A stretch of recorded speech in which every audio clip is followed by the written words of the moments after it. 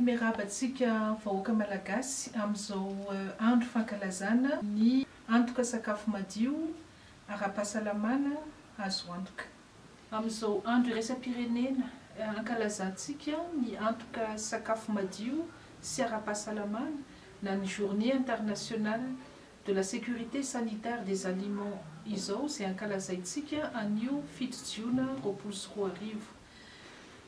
Ama ministère PIA, ni Comité national ny Codex Alimentarius na ny CNCA, ny ministère de l'industrie sy ny varotra ary ny asa tanana dia iadidiko ny andraisako ny fitenenana ankalazantsika ny andro maneran-tany hanamariana mazava-dehibe ny sakafo madio ara-pahasalamana sy azo antoka ho an'ny fahasalamam-bahoaka.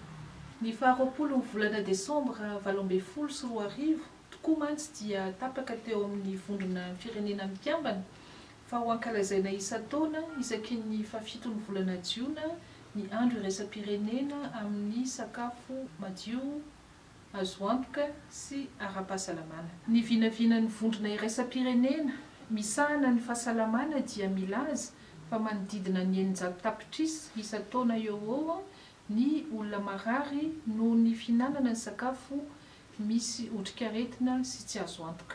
Voalaza koa fa 10 isan-jato ny fifanakalozana ara-barotra maneran-tany dia fifanakalozana ara-tsakafo avokoa ary mitentina 900 lavitrisa dolara isan-taona izany fifanakalozana izany. Ny lohahevitra fankalazana amin'ity taona 2024 ity dia napetraka eo amin'ny hoe andraikitry ny rehetra ny fiantohana ara-pahasalamana ny sakafo na la sécurité sanitaire des aliments, c'est l'affaire de tous. Ho fanamariana izany dia hisy ireo fandaharana samihafa alefa eny amin'ny haino aman-jery ary ny tanana ny vahoaka indrindra ao anatin'izao ny fisian'ny trangany valanaretina izy. Etsy andanin'izany dia tsara ho tsahivina ny fisian'ny Comité nationaly misahana ny Codex Alimentarius natsangana tamin'ny taona 2024.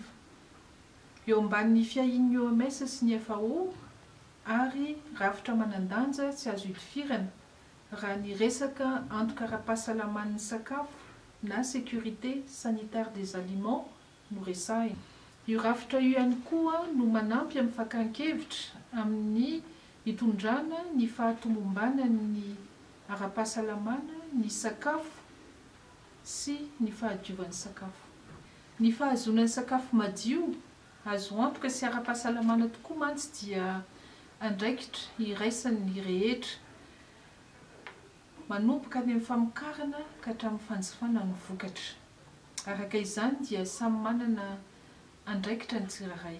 Voalohany indrindra eo ny mpamboly sy mpiompy izay tokony anaraka ny rafitra ahafahana mamokatra vokatra ara-kalitao indrindra amin'ny fampiasana fanafody famonoana bibikely na pesticide na fanafody ho an'ny biby voalanjalanja. Faharoa manarak'izay, ireo mpanodina sy mpikarakara sakafo koa dia tokony ho tompon'antoka voalohany amin'ny fahamarinana fa sakafo tsy misy otrikaretina na loza simika ho an'ny fahasalamana no vokariny. Ao anatin'ny dingana atao ny fametrahana ihany koa ny fenitra amin'ny fikarakarana ny fanodinana ary ny fitehirizana ny sakafo mba hanolorantsika sakafo azo antoka feno otrikaina madio eny amin'ny tsena ary anenana ihany koa ireo fahaverezana ara-sakafo. Ary ny fahatelo farany dia isika mpanjifa dia manana ny fahafahana tsara hisafidy ny sakafo misy otrikaina voalanjalanja ary azo antoka ara-pahasalamana. Noho izany dia tokony ampahafantarana mazava ihany koa ho an'ny mpanjifa ny mombamomba ireny sakafo safidiana ho hanina indrindra ny loza sy ny aretina mety ho ateraka izy ireny. Fehiny dia andraikitry ny rehetra ary andraikitra iombonana ny fahazona sakafo madio sy azo antoka ary ara-pahasalamana. Maneho fisaorana feno ireo malala-tanana sy ireo mpanohana na fahatsika na natateraka izao fankalazana ny andro iraisam-pirenena ho an'ny sakafo madio azo antoka sy ara-pahasalamana izao. Misaotra tompoko.